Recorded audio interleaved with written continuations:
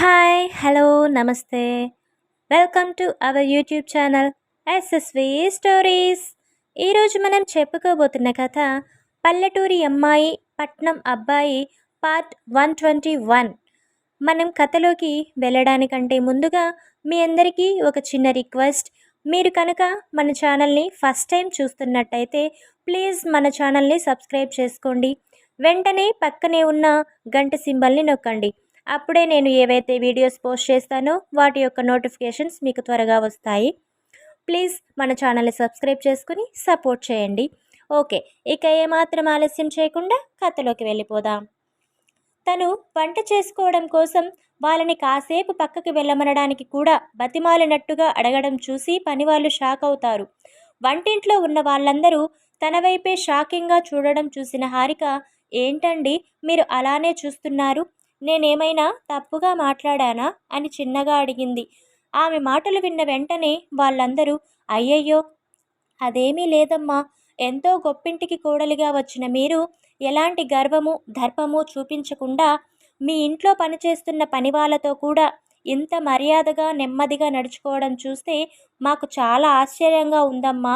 అంతేకాకుండా మీరు మమ్మల్ని వరసలు పెట్టి పిలవడం అనేది మాకు ఇంకా ఎక్కువ ఆశ్చర్యాన్ని కలిగిస్తుంది. మిమ్మల్ని చూస్తుంటే మాకు జానకి అమ్మగారే కనిపిస్తున్నారు. ఆమె కూడా అంతే. పని వాళ్ళమైనా సరే ఎప్పుడూ మమ్మల్ని చిన్నచూపు చూడలేదు. మమ్మల్ని కూడా సొంత మనుషుల్లానే చూసుకుంటారు. మీరు జానకి అమ్మగారిని మించిపోయేలా ఉన్నారు. ఆ అమ్మ కేవలం మమ్మల్ని ఇంట్లో వాళ్ళగా మాత్రమే చూస్తే నువ్వు వరసలతో పిలుస్తూ మమ్మల్ని నీ సొంత మనుషుల్లానే భావించడం మాకు చాలా సంతోషాన్ని కలిగిస్తుందమ్మా. మేము ఇంతకుముందు ఎన్నో ఇళ్లల్లో పనులు చేశాము, కానీ వాళ్ళలో ఎవరూ కూడా మమ్మల్ని కనీసం మనుషుల్లా కూడా చూసింది లేదు. కానీ ఇక్కడ ఈ ఇంట్లో మీరు జానకి అమ్మ మమ్మల్ని పనివాళ్ళగా కాకుండా మనవాళ్ళుగా చూడడం తలుచుకుంటేనే మాకు మనసు నిండిపోతుంది. ఆ అత్తయ్యకి తగ్గ కోడలివే తల్లి నువ్వు. ఎంత బంగారు తల్లివి నువ్వు. నీలానే నీ మనసు కూడా చాలా అందంగా ఉంది. నువ్వు నిండు నూరేళ్ళు ఈ ఇంట్లో సంతోషంగా వర్ధిల్లాలని మేమందరం మనస్ఫూర్తిగా కోరుకుంటున్నాం తల్లి. ఇది నీ ఇల్లు తల్లి. నువ్వు ఎప్పుడు ఎక్కడ ఏదైనా చేసుకోవచ్చు. మీకు ఏం కావాలన్నా ఆర్డర్ వెయ్యాలే తప్ప ఇలా దీనంగా బతిమాలాడాల్సిన అవసరం లేదు. రామ్మా, వచ్చి నీకేం కావాలో చేసుకో, మేము మీకు సహాయం చేస్తాం అని నవ్వుతూ చెప్తారు. వాళ్ళ మాటలు విన్న హారిక తన మనసులో, మిమ్మల్ని మీరు ఈ ఇంట్లో పని మనుషులుగా నన్నేదో మహారాణిలా అనుకుంటున్నారు, కానీ నా దృష్టిలో నేను కూడా మీ ఇంటి పని మనిషిని, అంటే మీతో సమానం. ఇంట్లో నాకు మీకు పెద్దగా తేడా ఏమీ లేదు. ఆ విషయం మీకు తెలియక నేనేదో గొప్పదాన్ని అని మీరు అనుకుంటున్నారంతే. కానీ అసలు విషయం నాకు తెలుసు కదా.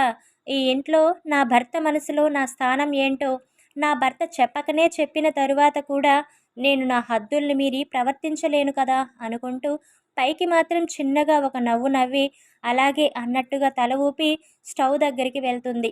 ఆమె స్టవ్ దగ్గరికి వెళ్ళి నిల్చోగానే అక్కడ ఉన్న ఇద్దరు మేట్స్ పెరటి వైపుకు వెళ్ళిపోతారు. మిగిలిన ఇద్దరు, అమ్మ మీకేం కావాలో చెప్పండి, మేము అన్నీ కట్ చేసి ఇస్తాము అంటారు. అయ్యో నాకు మీరు ఏమీ చెయ్యొద్దండి, అన్నీ నేనే చేసుకుంటాను. మీరు ఇంకేమైనా పని ఉంటే వెళ్ళి చేసుకోండి అని హారిక ఎంత వారిస్తున్నా సరే హారిక వాళ్ళకి చాలా బాగా నచ్చటంతో ఆమె ఒకటే కష్టపడడం ఇష్టం లేక ఆమె వద్దంటున్నా సరే ఆమెకి సహాయం చేస్తూ అక్కడే ఉండిపోతారు. హారిక కూడా ఇంకా వాళ్ళని ఎక్కువ వాదించకుండా అప్పటికే కాస్త ఆలస్యం అవ్వడంతో గబగబా టిఫిన్ పూర్తి చేయడంలో నిమగ్నమవుతుంది. వాష్రూమ్లోకి వెళ్ళిన విహాన్ ఫాస్ట్గా ఫ్రెష్ అయ్యి రూమ్లోకి వచ్చి రెడీ అయ్యేసి నేరుగా కిందకి వచ్చేస్తాడు.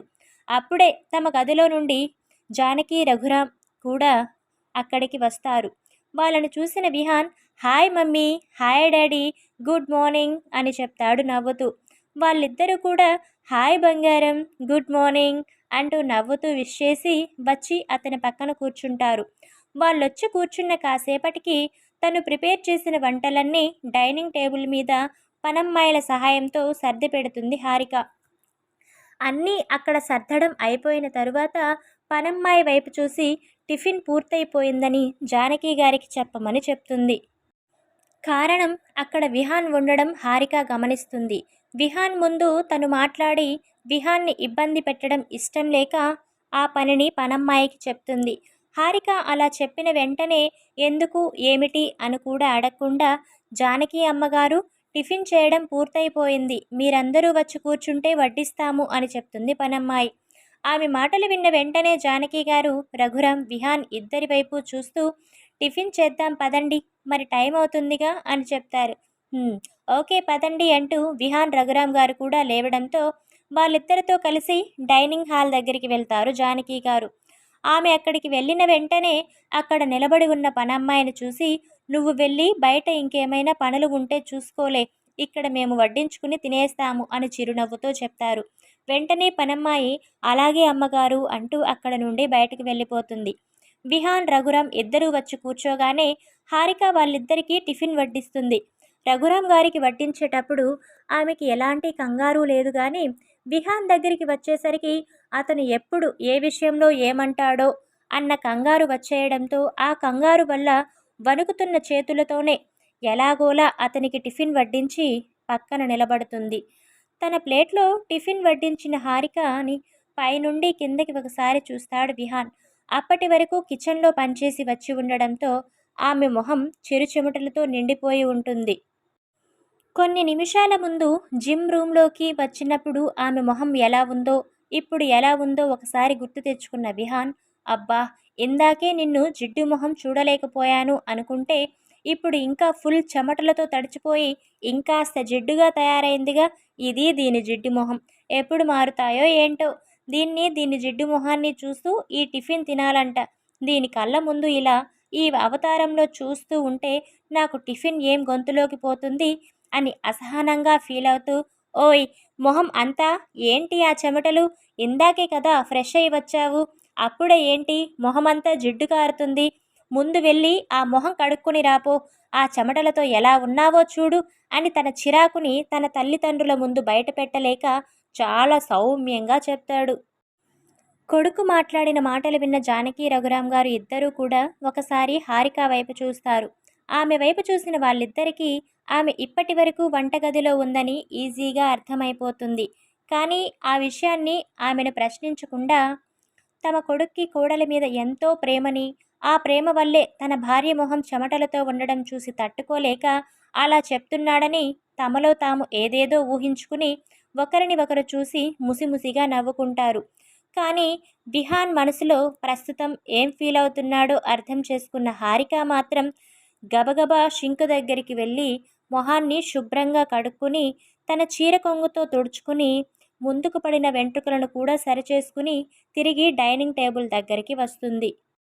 అక్కడికి వచ్చిన ఆమె వంక మళ్ళీ ఒకసారి చూసి, ఇప్పుడు ఒక రకంగా ఉందిలే, ఎలా అయినా సరే ముందు దీని మొహంలో ఉన్న ఈ ట్యాన్ని జిడ్డును పోగొట్టాలి, లేదంటే రేపు ఎప్పుడైనా దీనిని నా పక్కన కానీ ఈ బిజినెస్ పీపుల్స్ చూశారు అంటే నా వెనక ఎన్నో కామెంట్స్ చేస్తారు, ఇప్పటికే నేను ఒక విలేజ్ అమ్మాయిని చేసుకున్నాను అని కొందరు కామెంట్ చేస్తున్నారు అని నా వరకు వచ్చింది, దీనిని కానీ ఈ అవతారంలో చూశారు అంటే ఖచ్చితంగా నా వెనకే కాదు నా మొహం మీదే కామెంట్ చేస్తారు, అలా చేసే ఛాన్స్ వాళ్ళకి ఎవరికి నేను ఇవ్వకూడదు అంటే అర్జెంటుగా దీని అవతారాన్ని మార్చేయాలి అని మనసులో అనుకుంటూ ఆమె వడ్డించిన టిఫిన్ తినడం మొదలు పెడతాడు.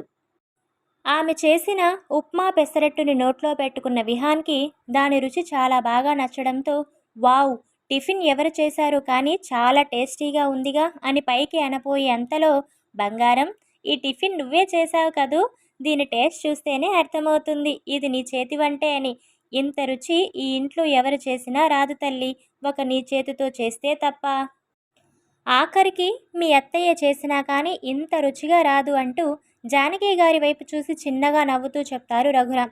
భర్త మాటలకి ఆమెకు కూడా సంతోషంగానే అనిపించినా ఆ మాటలు నిజమని ఆమెకి తెలిసినా అదేమీ బయటికి కనిపించకుండా ఏదో భర్త మాటలకి కోపం పడ్డట్టుగా మొహాన్ని కోపంగా పెట్టి, మీకు మీ కోడలి చేతి వెంట అంత రుచిగా ఉంటే రోజు తనతోనే వండించుకుని తినండి, అంతేకాని నా వంటలకి వంకలు పెట్టడం మాత్రం చెయ్యొద్దు అంటారు కోపాన్ని నటిస్తూ. నిజాలు చెప్తే ఇంతోనోయ్, ఇలానే నిష్ఠూరంగా మాట్లాడుతారు జనాలు, కానీ వాళ్ళు ఎంత నిష్ఠూరంగా మాట్లాడినా నిజాలు అబద్ధాలు అయిపోవు కదా. నా కోడలి చేత్తో చేస్తే వచ్చే రుచి ఇంకెవరు చేసినా రాదు కదా, ఇది జగమెరిగిన సత్యం అంటూ నవ్వుతారు రఘురాం గారు. తన మామ్ డాడ్ మాట్లాడుకున్న మాటల్ని బట్టి ఆ టిఫిన్ ప్రిపేర్ చేసింది హారిక అని ఈజీగా అర్థమైన విహాన్, "హ్మ్, ఇది దేనికి పనికి వచ్చినా రాకపోయినా దీనికి మాత్రం బాగా పనికొస్తుంది.